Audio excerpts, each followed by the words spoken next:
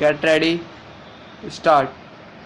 In order to appreciate the point involved, it would be necessary to consider the provisions of Order 22 of the Code Rules 3 and 4, whereof prescribe procedure in case of devolution of interest on the death of a party to a suit. Under these rules, if a party dies and right to sue survives, the court on an application made in that behalf is required to substitute legal representatives of the deceased party for proceeding with a suit. But if such an application is not filed within the time prescribed by law, the suit shall abate so far as the deceased party is concerned. Rule 7 deals with the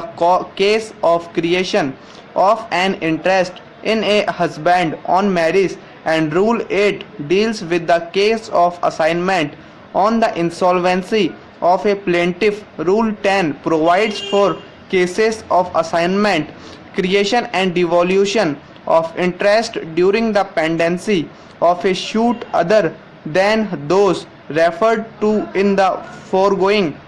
rules, and is based on the principle that the trial of a suit cannot be brought to an end merely because the interest of a party in the subject matter of suit has devolved upon another during its pendency, but such a suit may continue with the leave of the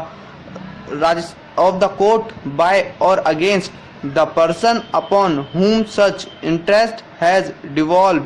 But if no such step is taken, the suit may be continued with the original party, and the person upon whom the interest has devolved will be bound by and can have the benefit of the decree as the case may be, unless it is shown in a properly constituted proceeding that the original party, being no longer interested in the proceeding, did not vigorously prosecute or colluded with the adversary, resulting in decision adverse to the party upon whom interest had devolved. The legislature, while enacting rules 3, 4 and 10, has made clear-cut distinction in cases covered by rules 3 and 4. If right to survives and no application for bringing legal representative of a deceased party is filed within the time prescribed, there is automatic abatement of the suit, and procedure has been prescribed for setting aside abatement under Rule 9 on the grounds postulated therein. Cases covered by Rule 10, the legislature has not prescribed any such procedure in the event of failure to apply for leave of the court to continue the proceeding by or against the person upon whom interest has devolved during the pendency of a suit, which shows that the legislature was conscious of this eventuality and yet has not prescribed that failure would entail dismissal of the suit, as it was intended that the proceeding would continue by or against the original party, although he ceased to have any interest in the subject of dispute. In the event of failure to apply for the leave to continue by or against the person upon whom the interest has devolved, for bringing him on the record for better appreciation, I may usefully refer to the provisions of Order 22 Rule 10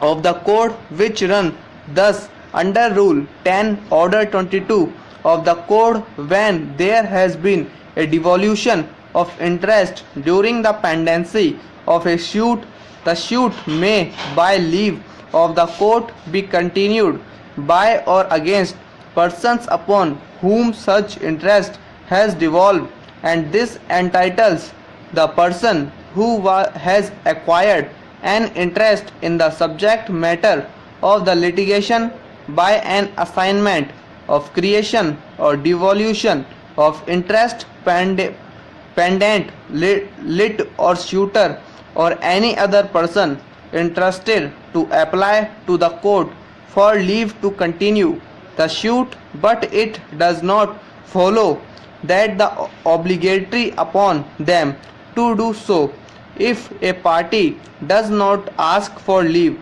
he takes the obvious risk that the suit may not be properly conducted by the plaintiff on record. And yet, as pointed out their lordships of the Judicial Committee in Motilal versus Rohanlal 25 CAL 179, he will be bound by the result of the litigation, even though he is not represented at the hearing, unless it is shown that the litigation was not properly conducted by the original party or he colluded with the adversary.